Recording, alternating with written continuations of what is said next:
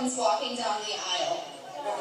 Some people's favorite part was the bridal party entrance, the maid of honor and the best man fumbling through their speeches, and, of course, the open bar. I wasn't quite sure what my favorite part of the wedding was, until just yesterday, as we were going through the seating arrangements for what seemed like the 100th time, and it probably was, and I realized, looking at the names, that how special weddings were. And I realized that all of these people who are here today share a special connection with Jill and Brandon, and they're here to share their love with them. And that is by far my favorite part of a wedding.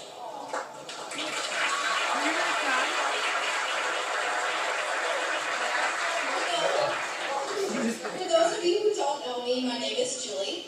I'm Jill's sister. I'm her first sister, her middle sister, her favorite sister, and sometimes her most annoying sister. Growing up with Jill was, shall we say, interesting. Depending on who you talk to, you'll hear very different accounts of how she was as a child. My parents called her Jabberjaw Jill because of her non-stop talking. My Uncle Barry remembers her from hiding under the dining room table because she was scared of him. And for most of you, you probably remember Jill clinging to my mom's leg. Yes. Because she was real scared. Yeah, anchors of grace. But I'm here to share with you a different side of Jill that you might not remember. Once a week, Jill would come to me late in a nice room and demand that we pay taxes for living in her house. Elaine and I didn't know any better, so we're like, okay, here are all the coins we collected this week. Yeah, that was pretty creative. Oh yeah, you did that. She also had a very strict rule about not letting any of Elaine and I's friends or ourselves in her room. If we so much as crossed a toe into her room, she would somehow magically know about it, and let me tell you, it was not pretty. Not pretty. That happened to like high school. Yeah, high school. No joke.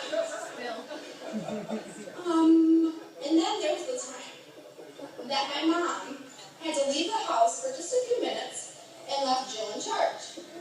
Jill decided that it was easier to tie me up than to babysit me. So, careful with that, Brandon.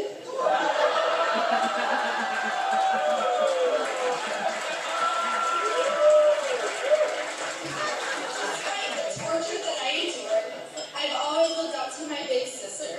When the snow was too deep, she let me follow in her footprints. And one time that ended me in the emergency room, but, you know, that's beside the point. Her and her friends in middle school and high school would say hi to me instead of ignoring me like most of her classmen. And most of all, Jill was ever there whenever I needed her. And to Brandon, the brother I never wanted to.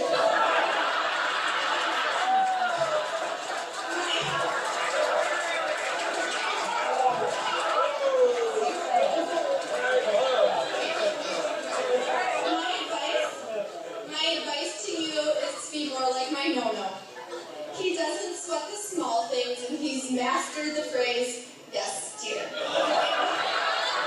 after 56 years of marriage, it proves to work. So, please raise your glasses with me as we toast the new Mr. and Mrs. Mastrovito. I'll never get used to saying. Here's to the past for all that you have learned.